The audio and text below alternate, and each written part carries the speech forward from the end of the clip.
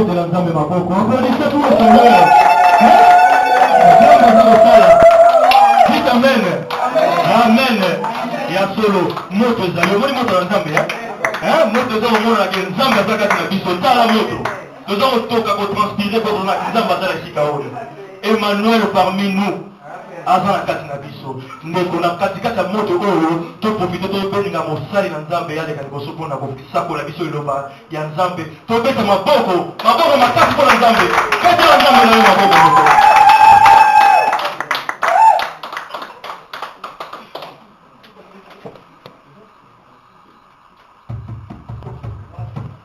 Amen. Amen. Que Dieu nous bénisse. Chers frères et sœurs, soyez à l'aise. Aujourd'hui c'est un grand jour parce que c'est le jour du Seigneur. C'est un dimanche. Et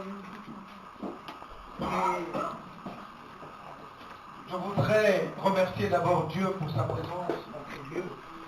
Je voudrais ensuite remercier Jésus-Christ de Nazareth qui est mort sur la croix pour moi et toi. Je voudrais aussi remercier l'armée de l'Éternel. Cette armée qui nous protège jour et nuit, même pendant que nous dormons. Cette armée est en œuvre. Parce que c'est l'armée de Dieu, notre Père, qui ne veut pas que les malheurs ne nous arrivent comme cette armée. Et je remercie enfin tout le monde qui s'est déplacé pour ce culte. Que Dieu vous bénisse. Alors aujourd'hui, mais je voudrais quand même qu'on chante un peu comme on l'a dans le recueil.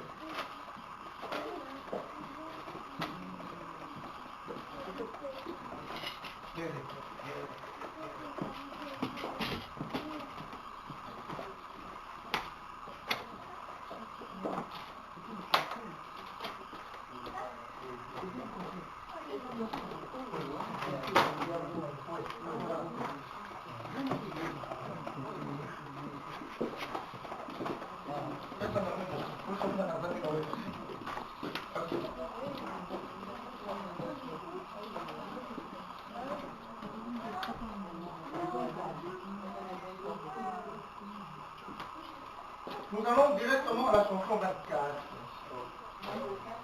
Oui.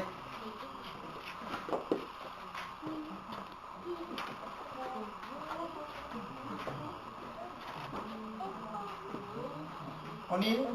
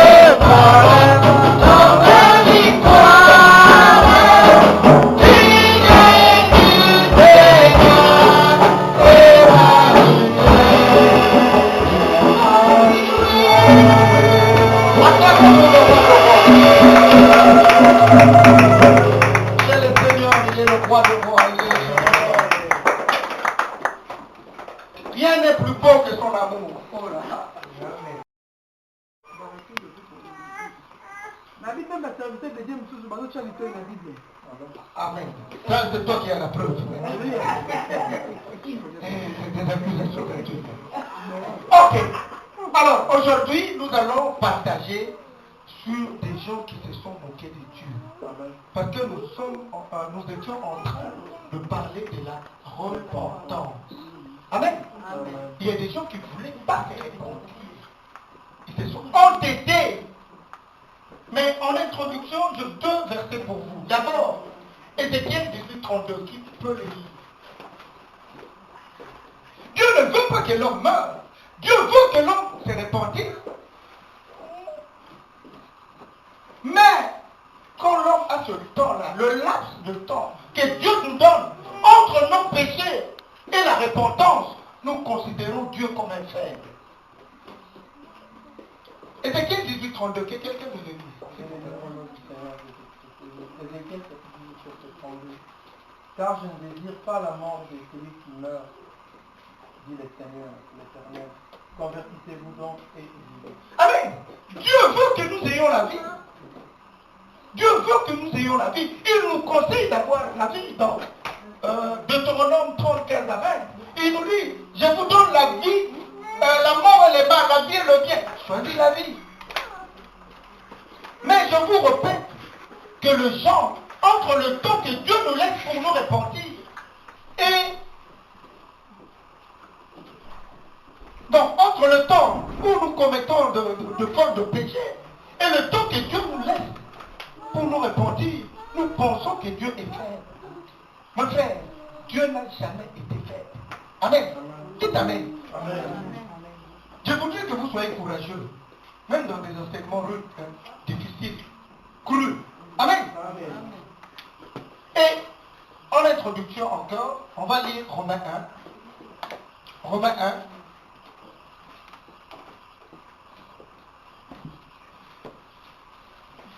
Romains chapitre 1. Verset 20 à 22 nous dit ceci.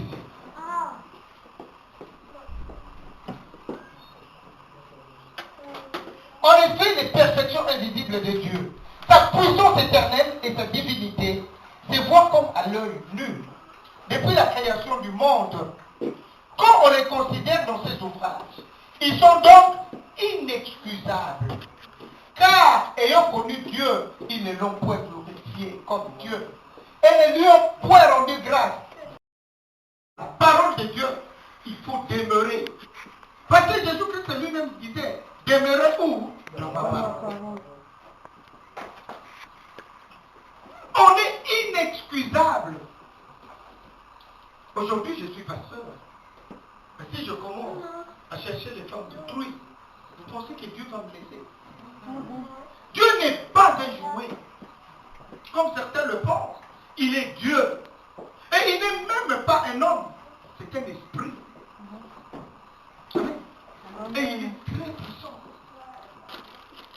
Donc nous sommes inexcusables si nous demeurons dans notre péché. Si nous ne voulons pas nous repentir. Si nous considérons que Dieu est faible et que nous sommes forts. Rappelez-vous de gens comme Pharaon. Qu'est-ce qu'il n'avait pas? Dieu peut aujourd'hui détruire les États-Unis. Qui peut dire? Il peut aujourd'hui. Alors que quand tu regardes l'arsenal militaire mondial, les États-Unis ont 40%. Même l'URSS qui fait le contrepoint n'a que 5%. Amen. Et la Chine, n'en parlons pas. Donc, jusqu'à preuve du contraire, la plus grande puissance mondiale, c'est les États-Unis.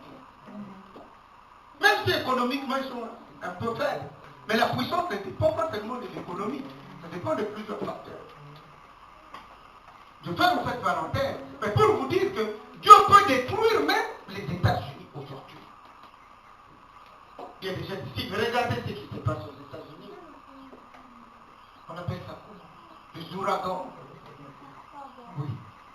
Il y a les ouragans, les tremblements d'été, il y a de tornades, c'est le mot que je cherchais. Il y a des tornades.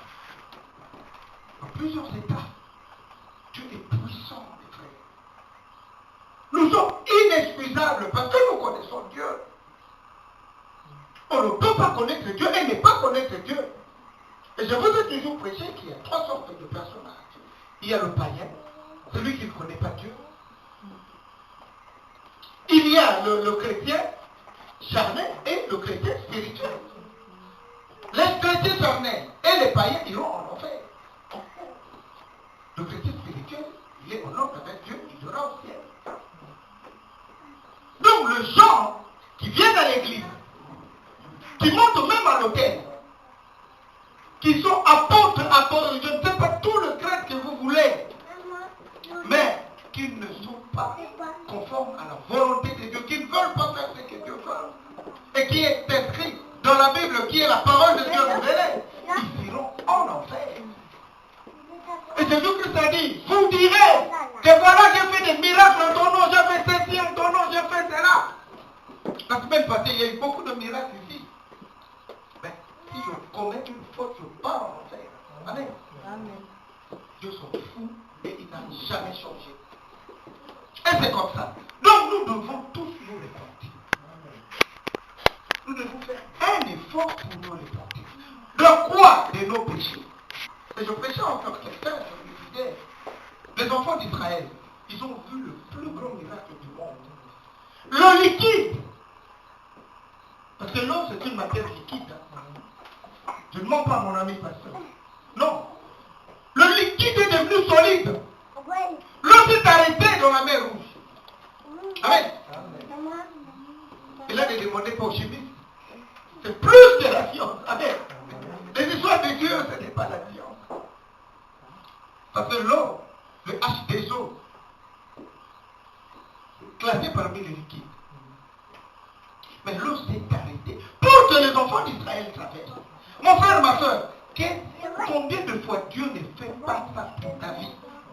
Combien de fois Dieu n'a pas fait arrêter l'eau pour que toi tu passes? Mais mes frères, souvenez-vous dans le désert. Qu'est-ce qui s'est passé?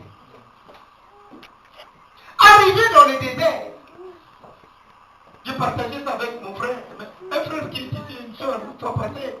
Arrivé dans le désert, ils ont fait l'idolâtrie. Et l'idolâtrie consistait à quoi? Ils buvaient et mangeaient. Ils passaient leur temps comme ça. Je suis dans 1 Corinthiens chapitre 10, verset 6 à 10. Ils buvaient et mangeaient. Vous direz, mais ce n'est pas un péché. Mais Dieu voulait que ces gens-là, que Dieu a permis de voir le miracle en face. De voir le miracle en face, l'eau s'est arrêtée. 1 Corinthiens chapitre 10, verset 6. Et quand ces choses ont tué les gens en idolâtrie,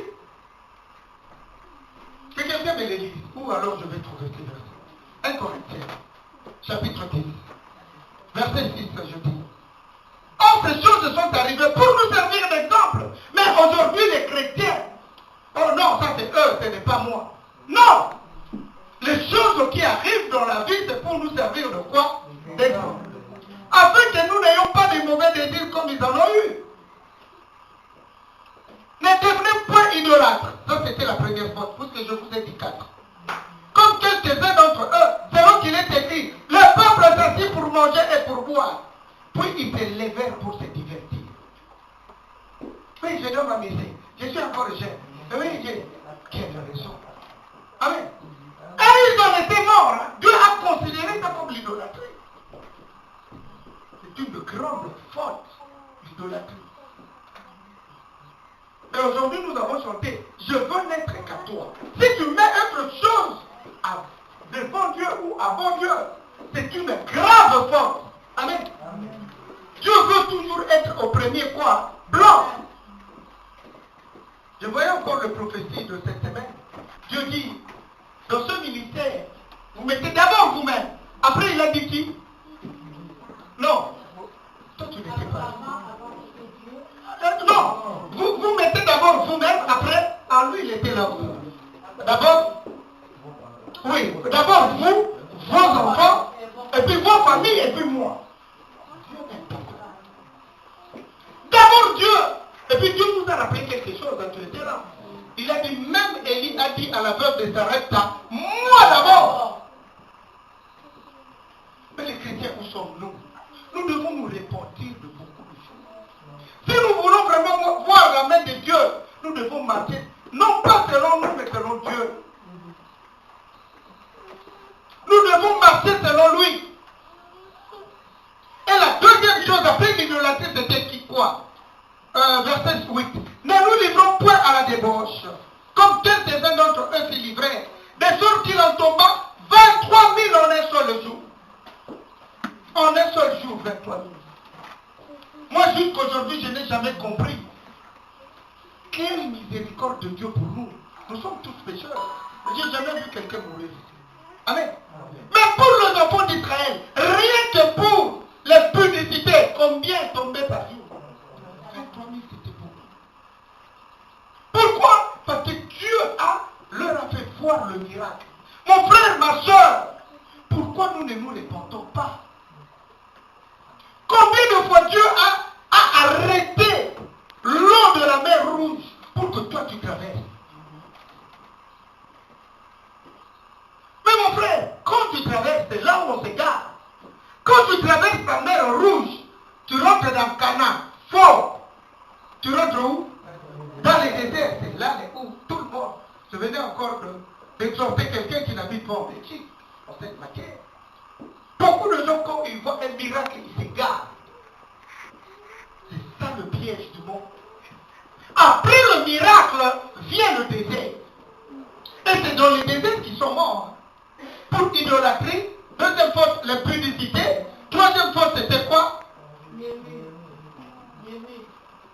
La tentation d'abord, verset 9. Ne tentons point les seigneurs comme les tentèrent quelques-uns d'autres, qui périrent par le serpent. Amen.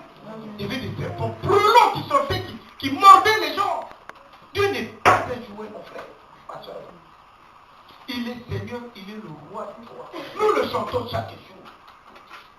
Que Dieu ne soit pas seulement le fruit de nos lèvres, mais que tous viennent de nos cœurs. Dieu a besoin de notre cœur, mon frère, ma soeur. Tous ceux qui se sont moqués de Dieu, ils ont vu Dieu. La Bible déclare, Dieu n'est pas un homme pour mentir, ni un fils de l'homme pour se repentir. Les promesses que Dieu t'a données, tu les auras. Mais marche avec lui. Marche avec lui, mon frère, ma soeur. Et la quatrième chose, ne murmurez point comme murmurèrent quelques-uns d'entre eux qui périrent par l'exterminateur. Ils murmuraient. Parce qu'ils disaient en Égypte, ne vous réjouissez jamais de votre Égypte.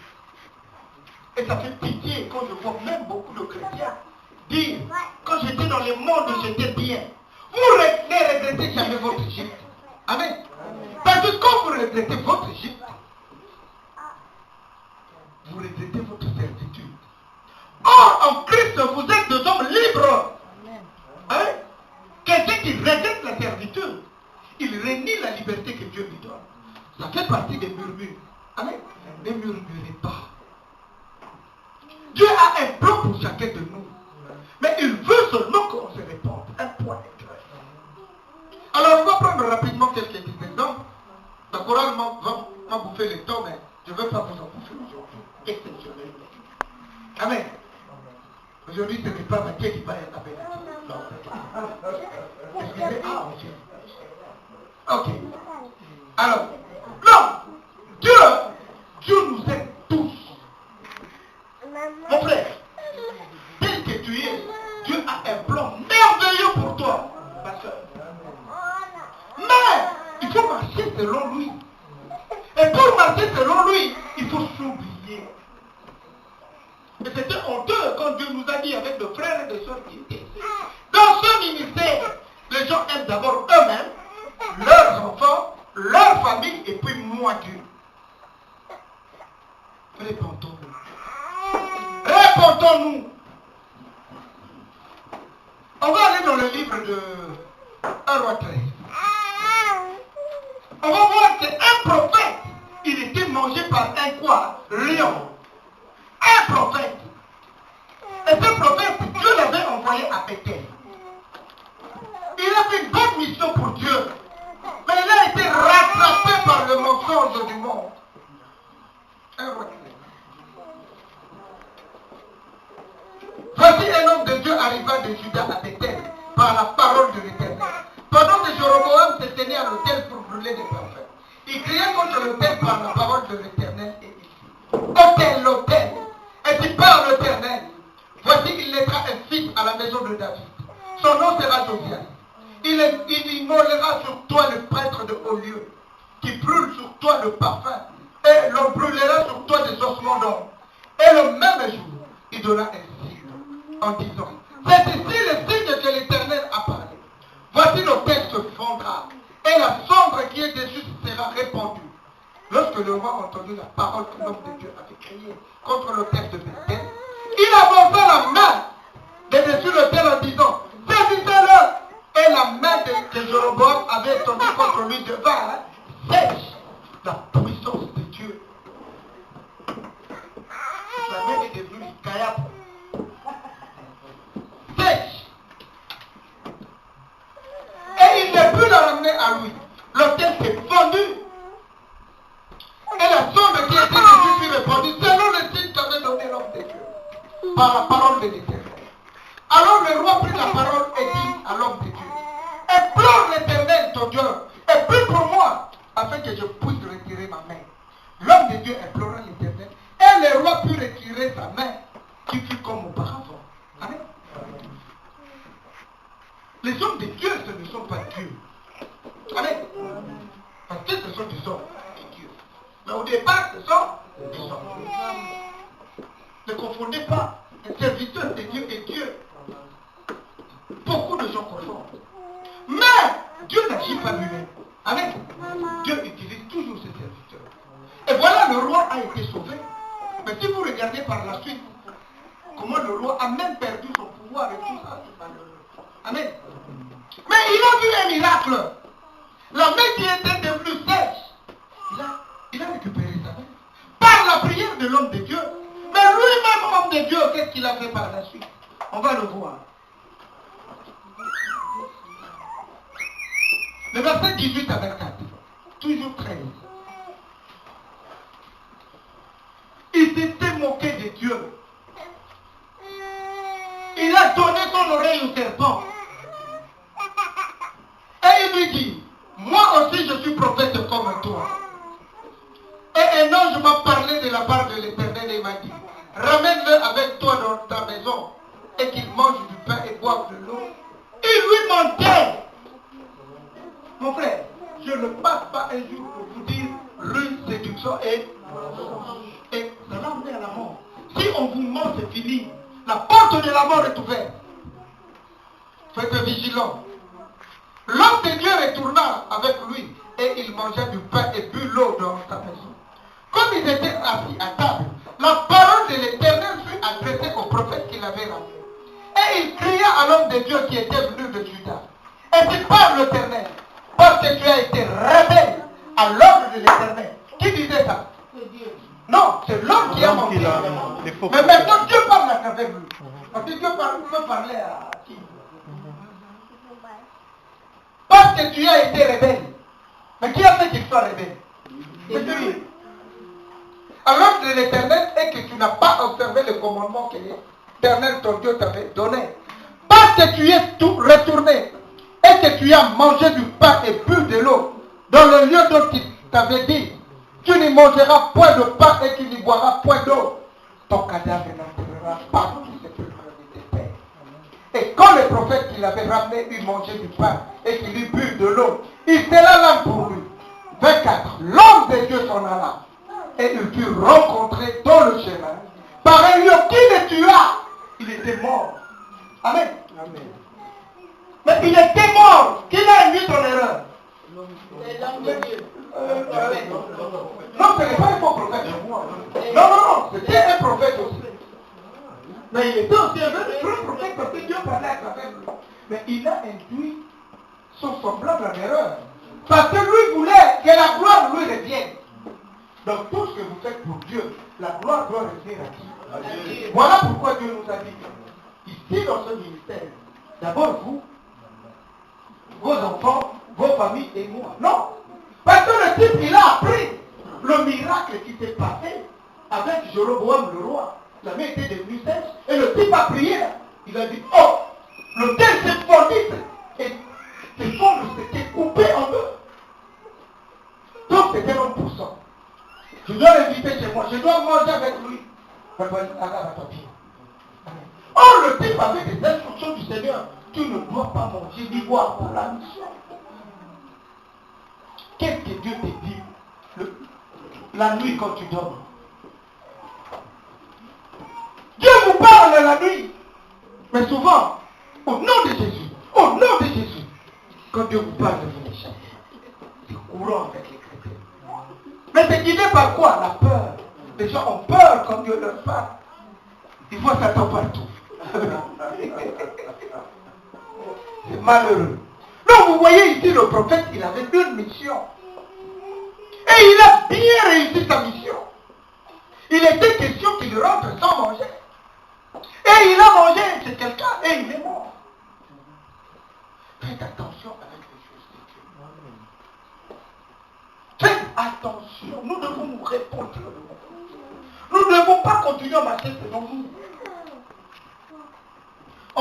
deuxième exemple. Là, on a pris un homme, mais maintenant on prend la femme. Et les visages des femmes seront différents. C'est pas grave, on est habitué. On prend le livre de Héros. Héros chapitre 19. Les amens vont disparaître. Ok. On va prendre le verset 1 à 3. Akab rapporta à Jézabel tout ce qu'avait fait Élie et comment il avait tué par l'épée tous les prophètes. Il avait tué combien de prophètes? 450 faux prophètes. Amen. Élie les a fait tuer. Parce que Élie les a mis à l'épreuve. Il a dit, ok, invoquez votre Dieu. Est-ce que le feu était sorti? Non. Mais quand il a invoqué le Dieu Tout-Puissant, le feu était sorti. Il a dit, saisissez les tuer. On les a tués.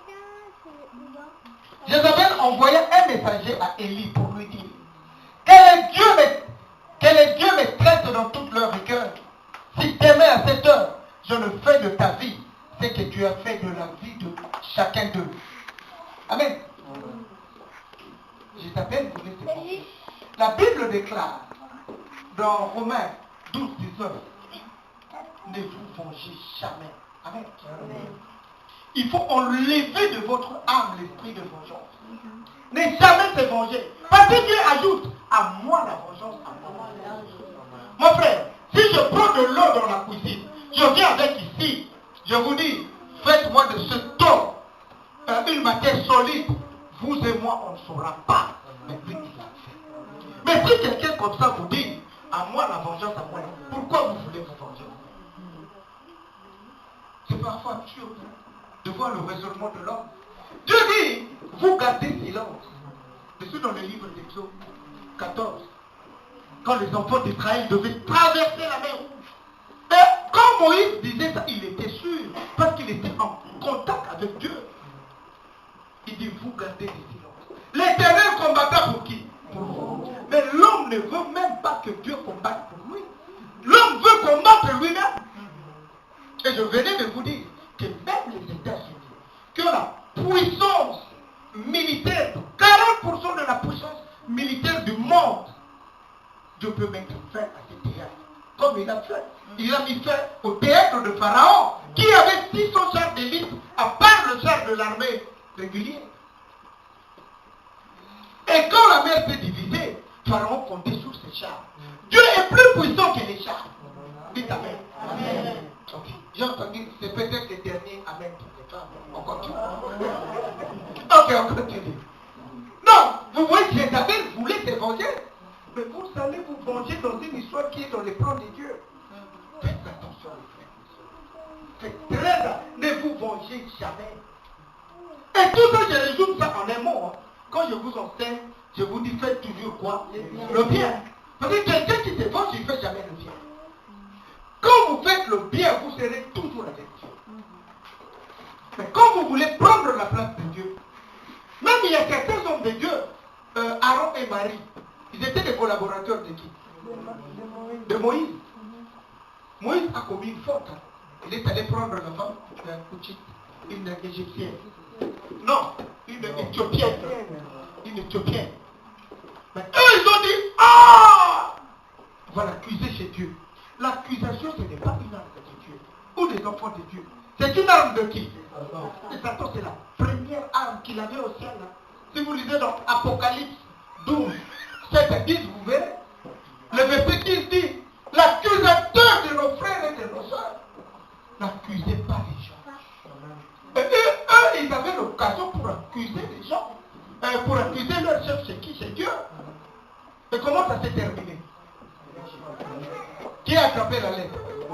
Marie a attrapé la lettre. Nos yeux, ce n'est pas l'esprit de Dieu. Notre logique, ce n'est pas la logique de Dieu. Amen. Amen. Donc, je vous donne un conseil gratuit. Ne vous vengez jamais, quelle que soit la situation. Pour dire, ah, le frère m'a fait ceci, je l'aurai, je vais faire. Ah non. Ça, c'est avec Dieu, ça marche. Amen. Ne vous vengez jamais. Ne vous vengez jamais. Faites toujours le bien. Parce que quand vous faites toujours le bien, quand vous avez l'humilité en vous, Dieu vous protégera. Mais quand vous voulez prendre sa place, vous mettez devant vos enfants, votre famille, et puis Dieu quatrième plat. Ah, quel est ce Dieu-là qui est au quatrième plat? Il siège au milieu des louanges et d'adoration. Vous le mettez quatrième position. Amen. Chaque soir vous dites, chérie, je t'aime beaucoup. Mais à Dieu vous ne dites jamais rien. Ok. Il y a même les hommes qui disent, je t'aime plus que même mon Dieu. C'est clair, ça. Frère, ne dites jamais des choses comme ça. Est-ce que j'ai lu jusqu'au verset 3? Oui. Élie, voyant cela, se leva et s'en alla pour sauver sa vie. Amen. Mon frère, si tu vois que les conditions ne sont plus réunies, ne te bats pas, il faut quitter. Même Jésus-Christ faisait comme ça. Il évitait des problèmes. Élie est parti. Or, des gens comme Élie, tel qu'il était là, même quand je t'avais parlé, Élie n'était pas seul. L'armée de l'Éternel peut toujours. Verset 9 à 10. 9 à 10 nous dit. Et là, il entra dans la caverne et il passa la nuit. Et voici la parole de l'Éternel lui fut adressée en ces mots. Que fais-tu ici, Élie? Il répondit, j'ai déployé mon zèle pour l'Éternel, le Dieu des armées, car les enfants d'Israël ont abandonné ton alliance. Ils ont renversé tes hôtels et ils ont tué par l'épée tes prophètes. Je suis resté moi seul et ils cherchent à monter la vie. Amen. Ils cherchent à ôter la vie. Mes frères, n'ayez jamais peur. Quand vous faites le travail pour Dieu, le monde ne vous aimera jamais. C'est dans quel livre? Je vous enseigne. Jean combien? Jean 15 à partir du verset 18. Quand vous voulez marcher avec Dieu, le monde ne va pas vous aimer. Mais vous vous en foutez. Amen. Vous vous en foutez. Moi j'ai vu comment Dieu est puissant. Peut-être que vous ne vous rendez pas compte. Moi j'ai vu beaucoup de maladies ici. Et quand je fais précieux, je vois comment Dieu fait. Il est le tout puissant. Mais quand vous faites le travail de Dieu, les gens qui combattent tous ces gens qui sont malades, ils vous combattent aussi. Donc en tant qu'homme de Dieu, ne murmurez jamais, ah, Dieu m'a abandonné, vraiment, depuis quand je priais, toi j'étais bien. Ne dites jamais de phrases comme ça. Amen. Parce que là vous rentrez où? En Égypte. Vous devez aller où? À la terre promise, Cana. Le chemin est étroit et périlleux. Parce que dans les déserts, beaucoup de gens meurent. Aussitôt, la première vague, ils disent, je jette la Bible. Je rentre dans le monde. Mais le monde ne vous donnera rien. Mes frères, persévérez dans la prière. Mettez la parole de Dieu en pratique. Obéissez à Dieu, nous dit Deutéronome 28:1. Observez ses commandements. Mettez la parole en pratique. Répondons-nous de tous nos péchés. Renouvelons notre intelligence, nous dit Romains 12, verset 2. Renouvelons notre intelligence. Ne raisonnons plus comme de païens. Les choses anciennes sont passées. Toutes choses vont devenir nouvelles en nous. Parce que Dieu ne veut pas que nous mourions. Le but de l'évangile, c'est de sortir des gens du ténèbre et les ramener où? À la lumière. À la lumière. Et ce que nous devons chercher, moi et toi, mon frère, ma soeur, c'est cette lumière-là. Mais ne craignons pas notre désert. Celui qui n'a jamais connu de difficultés dans sa vie, c'est rare qu'il soit élevé. À moins que ses parents, ses grands-parents, ils soient issus d'une famille royale. Amen. Amen. Où les autres lui mettent tout sur le plateau d'or. Mais même ça, ils ont des problèmes. Amen. Ils ont aussi des problèmes d'un autre ordre. Ok, le verset 14 à 18 nous dit. Il répondit. Ça, j'ai pas lu. Ah, ok. J'ai déployé mon zèle pour l'Éternel, le Dieu des armées. Car les enfants d'Israël ont abandonné ton alliance. Ils ont renversé tes hôtels, ils sont tués par l'épée. Il a répété ça parce qu'on a vu ça quelque part. Je suis resté moi seul.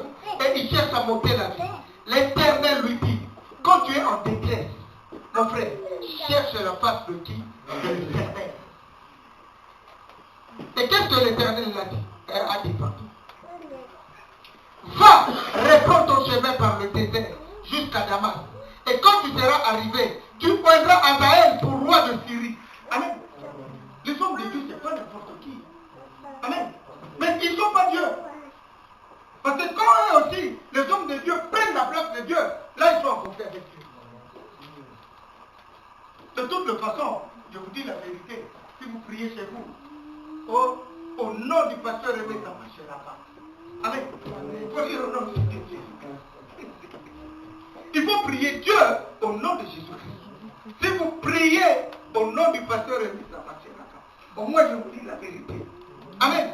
Je suis un simple instrument comme vous.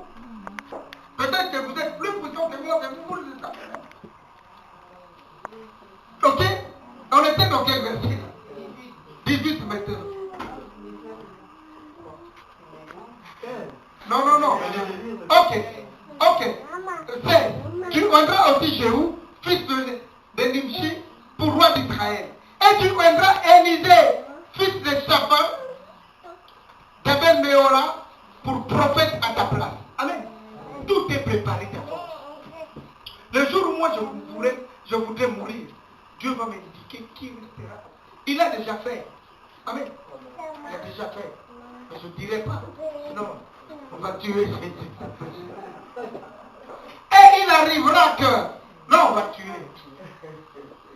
Et il arrivera que celui qui échappera à l'épée de Hazaël, Jéhu le fera mourir. Dieu a déjà tout planifié. Amen. Et celui qui échappera à l'épée de Jéhu, Élisée le fera mourir. Mais Élisée était qui? Prophète. Mais Dieu a tout prévu. Mais je laisserai en Israël 7000 hommes. Tous ceux qui n'ont point fléchi les genoux devant Baal et dont la bouche ne l'a point brisé. Amen. Mais nous baisons, beaucoup de chrétiens baissent Baal gratuitement. Amen. Et Dieu a dit, il y aura des problèmes, les gens vont mourir. Mais je me réserve combien? 7000 hommes. Et puis ce jour-là, il a donné des critères. Ce sont des gens qui n'ont pas fléchi les genoux devant Baal. Amen. Qui n'ont pas fléchi les genoux, qui n'ont pas baisé Baal. Quand est-ce que nous baisons Baal? C'est quand nous faisons quoi? Les péchés. Et beaucoup de gens aiment les péchés. Oh non, ça c'est mon... Et ils ajoutent même mon péché chéri. Ça c'est mon péché chéri. Amen. C'est grave. C'est grave. Nous devons nous débarrasser de nos péchés. Amen. Allons dans le 21 maintenant. 21. Verset 8 à 10. Qu'est-ce qu'on nous dit là? On nous dit, et elle écrivit au nom d'Akab de lettres qu'elle scellait de sceaux d'Akab et qu'elle renvoya aux anciens, aux magistrats qui habitaient avec Naboth dans sa ville. Voici ce qu'il écrivit dans ses lettres.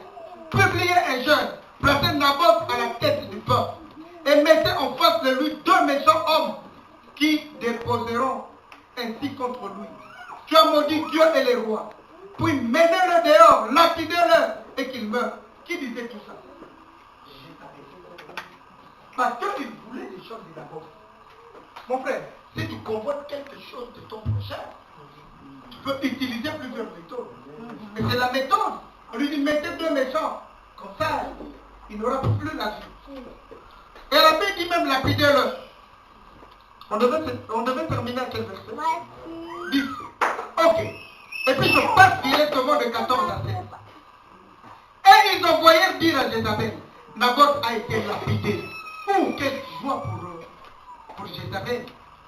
Mais mon frère, la Bible déclare dans Exode 21 à 17, le 10 commandements, tu ne tueras point pour la céder pour de l'argent, car Naboth n'est plus en vie. Il est mort. Akab, entendant que Naboth était mort, s'éleva pour descendre dans la ville de Naboth afin d'en prendre possession. Amen. Le verset 23 à 27. L'Éternel parle aussi sur Jézabel et il dit, le chien mangeront Jézabel. Voilà le sort réservé aux méchants. Mes frères, mes soeurs, ne faites jamais du mal. Faites toujours le bien. Jézabel est croyée jouer avec tout le monde. Mais il y a Dieu qui est juge, qui voit même le fourmi où? Dans les noirs.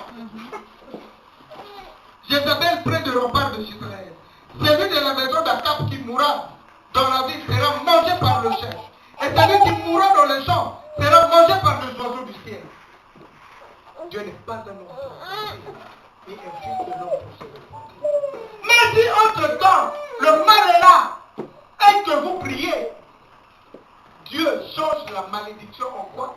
En bénédiction. En bénédiction. Nous avons vu dans le livre de... C'était 1 roi ou 2 rois, je ne sais plus. Ézéchiel. Non. Dieu lui a ajouté Ézéchiel. Non, c'était Joseph. Non, donc allons dans 2 rois, chapitre 20. Je crois que là. Non, pas aujourd'hui. 2 rois, chapitre 20. Je pense que c'est ce que je cherche. Oui, Ézéchiel. Dieu peut changer la malédiction en bénédiction. Ézéchiel devait mourir. Le prophète est venu lui dire, est-ce qu'il était mort? Quand on lui a dit ça, il est parti prier. Est-ce que tu le fais? Ou tu trouves ton péché chéri? Non, de toutes les façons, c'est tard, je mourrai quand même. Même lui mourra. Quelle consolation! Mais quand le méchant meurt, il ne va pas dans la même destination que nous. Il va dans sa mort est éternelle. Le feu. Mais quand un juste meurt, il va à la droite du Père avec lui. C'est pas la même chose. Quand quelqu'un vous dit tout le monde mourra, vous nous donnez cette précision-là, c'est pas la même chose. Amen. Amen. Parce que la vie sur la terre est courte. Mais le feu éternel existe. La vie éternelle aussi existe. Il faut choisir. Nous dit Deutéronome 35 à 20. On va terminer avec tout. On a vu 23, 27 dans 1 roi 21. Non. 2 rois 20, c'était pour... Oui, c'était un exemple. Nous rentrons dans 1 roi 21. Merci pour votre avis.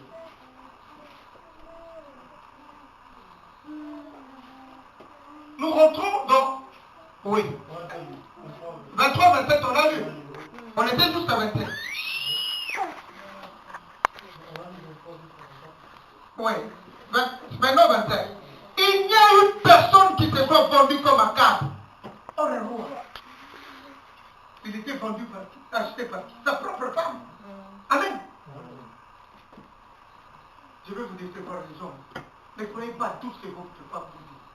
Amen. Il faut examiner.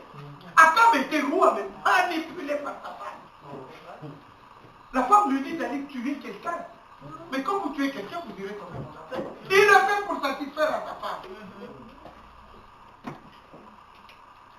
Et il était le plus vendu. Il y a une personne qui se soit vendue comme Akab pour faire ce qui est mal aux yeux de l'Éternel. Et Jézabel, sa femme, l'y excitait. Amen. Excitation. Il lui donnait sa petite dose de drogue pour qu'il accepte tout. Il a agi de la manière la plus abominable en allant après les idoles, comme le faisaient les Amoréens que l'Éternel chassa devant les enfants d'Israël. Après avoir entendu les paroles d'Élie, Akab déchira ses vêtements. Ah, lui au moins c'était ressenti. Il mit un sac sur son corps et il jeûna. Il coucha avec ce sac. Et il marchait lentement. Amen. Pour montrer que je suis humble. Seigneur, pardonne-moi. Pardonne-moi, Seigneur. Donc là, on a lu jusqu'au 27. On va aller maintenant dans 2 rois, chapitre 9. Ils ont vécu.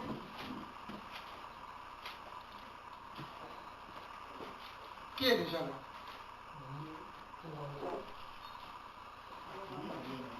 9.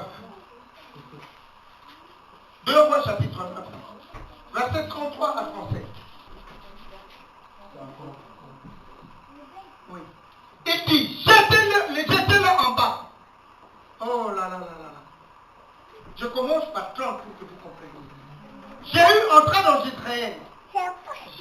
Jézabel l'ayant appris, mis du phare à ses yeux. Ouh, c'est du plus. Les phares ne commencent pas aujourd'hui. Ah, comme c'est dans la Bible, je vais en distribuer les 31. Ses parents la tête et et regarda par la fenêtre. Comme Jéhu franchissait la porte, elle dit, est-ce la paix, nouveau Zimri, assassin de son maître? Il leva le visage vers la fenêtre et dit, qui est pour moi? Qui? Et 2 ou 3 eunuques le regardèrent en s'approchant de la fenêtre. Il dit, jetez-la en bas. Qui a dit? C'était Jéhu. Il la jetait et il rejaillit de son sang sur la muraille et sur les chevaux. Jéhu la foula aux pieds. Puis il entra, mangea et but et dit, allez voir cette maudite et enterrez-la, car elle est fille de roi. Ils allèrent pour l'enterrer. Amen. Mais ils ne trouvèrent d'elle que le crâne, les pieds et les paumes de main. Ils retournèrent l'annoncer à Jéhu qui dit, c'est ce qu'avait déclaré l'Éternel par son serviteur de Tishbi en disant, les siens mangeront la chair de Jézabel dans les camps d'Israël. Est-ce que Dieu a menti? Nous l'avons lu. C'est la réalisation. Et le cadavre de Jézabel sera comme du fumier sur la place des champs, dans les champs d'Israël, de sorte qu'on ne pourra dire c'est Jézabel. Voilà la fin des méchants. Mes frères et mes soeurs, répondons. Et ce n'est pas fini. Jézabel jouait même de coups à l'église. Allons dans l'Apocalypse. Toujours la même Jézabel. Je n'ai pas le verset en tête, mais c'est 2, je crois. Allons dans l'Apocalypse. Je crois que c'est dans l'Apocalypse.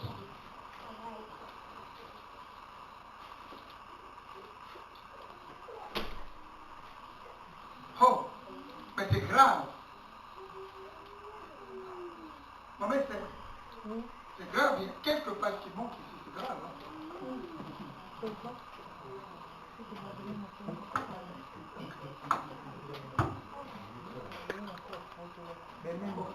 Oui, c'est bon. Trop grave. Ok. Trop grave.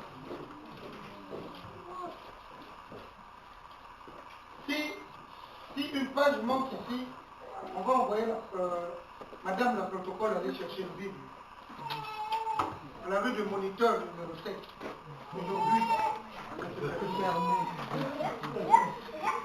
Apocalypse. On va chercher ensemble dans Apocalypse. On va retrouver Jézabel.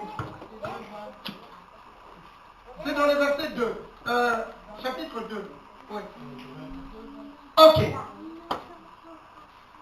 2, 20. À l'église de Thyatire. Je connais tes œuvres. Dieu jugeait son église. Je connais tes œuvres, ton amour, ta foi. Je suis dans tes œuvres. Ton fidèle service, ta constance et tes dernières œuvres plus nombreuses que tes premières. Mais ce que j'ai contre toi, c'est que tu laisses la femme Jézabel, qui se dit prophétesse, enseigner et séduire mes serviteurs, pour qu'ils se livrent à l'impudicité et qu'ils mangent de viande sacrifiée aux idoles. Amen. Aujourd'hui, moins de choses, les pasteurs. Un pasteur à l'ordre à ce là. Mais les pasteurs, il y a un pasteur pour, je ne sais pas, 200 personnes. Amen. Pasteur. Mes frères, mes soeurs, l'esprit de Jézabel règne même dans les églises. Et l'église de Thyatire, Dieu aimait beaucoup cette église. Mais là, il me sait que j'ai contre toi. Et il continue. Je lui ai donné du temps afin qu'elle se repentisse.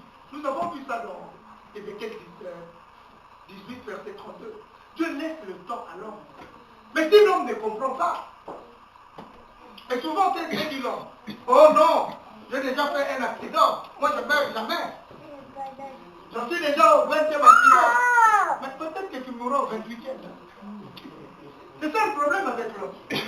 Il commence à s'habituer, il devient un héros. Il se proclame héros. Ouais, moi ça ne me fait rien. Toi je vis un homme. Oh non! Non, le sida n'attrape pas tout le monde. Hein. Moi je connais beaucoup de femmes qui ont des sida, mais je suis là. Mais tu rencontreras la Xème femme. Non, Dieu donne le temps. Amen. Dieu lui donne simplement le temps de se. Ok. Mais lui il ne comprend pas. Il devient héros. Amen. ne va pas se repentir de son impudicité, voilà, je vais la jeter sur un lit et envoyer une grande tribulation à ceux qui commettent adultère avec elle. Amen. La Bible déclare, si vous commettez l'adultère avec une prostituée, vous devez prostituer. Parce que son esprit va rentrer dans vous. À moins qu'elle ne se répande de ses œuvres, je ferai mourir de mort ses enfants. Et toutes les églises connaîtront que je suis celui qui sont le rein et le cœur. Et je vous rendrai à chacun selon ses œuvres. Je vois souvent en Afrique, où les gens, les frères se partagent les sœurs à l'église sous prétexte de Dieu. Mais ces églises-là, quand ils vont par exemple dans des retraites, il y a toujours des problèmes. Soit un véhicule qui fuit, et puis il y a toujours des morts. Amen. Mais là, ce n'est pas la faute de Dieu. Parce que Dieu nous commande de nous répondre. Alors, je crois que pour aujourd'hui, nous allons nous arrêter là. Vous avez vu. Nous avons vu l'exemple du prophète de Bethel, qui était un homme comme moi et Papa Adrien, Papa Denis, et qui est à la fin mort, mangé par un qui? Un lion. Et que Dieu n'aimait pas ce type. Oui, parce qu'il a donné une grande mission. Il est parti accomplir cette mission et ça marchait. Maintenant, il a terminé sa mission. Il devait rentrer parce que Dieu lui a dit, tu iras, tu feras ça. Mon frère, chaque jour Dieu te parle. Il n'y a personne à qui Dieu ne parle pas. Si Dieu ne te parle pas chez toi, Dieu te parle ici. Réponds-toi. Parce que c'est ça la volonté de Dieu. Aujourd'hui, les églises enseignent de prospérité. Vous aurez des camions, vous aurez des bateaux, vous aurez des avions, vous aurez la planète. Oui. Vous serez propriétaire des trains. Et là, les gens sont contents. Parce que les églises qui prêchent la repentance sont comme ça. Les églises qui enseignent le temps et la fin sont vides. Amen. Parce que l'homme ne veut entendre que ce qu'il lui veut. Amen. Pas ce que Dieu nous dit, mais ce que lui veut entendre. Répondons-nous. Alors nous avons 2 minutes, répondons-nous. Parle avec Dieu dans ton cœur, mon frère. Réponds-toi. Tu connais ta vie mieux que quiconque. Réponds-toi. Regarde tes péchés. Et dites à Dieu, à partir d'aujourd'hui, je n'aurai plus de péché. C'est fini. C'est fini. Je me répands.